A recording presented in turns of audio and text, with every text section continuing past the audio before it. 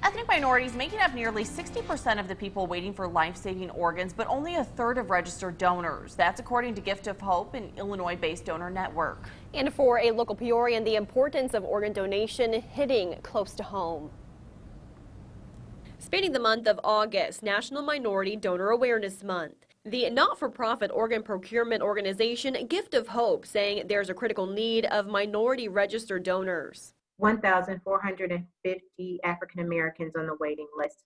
We have 800 Hispanic Americans on the waiting list, and we have about 240 Asian Americans on the list. Monday marked Shay Weldy's 3-year transplant-versary. The Peorian basketball coach found herself in heart failure dating back to 2008. My heart was functioning around 10 to 15%. So around that time is when the doctors were telling me my heart was weak.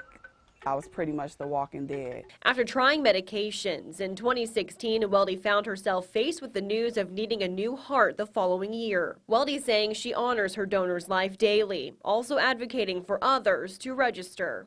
Someone became an organ donor and saved my life. So I encourage organ donation in the minority community so they can save someone else's. Gift of Hope encouraging ethnic minorities to consider moving past a mistrust of the healthcare system. Modern medicine has changed in the last 60 years since the Tuskegee syphilis incident.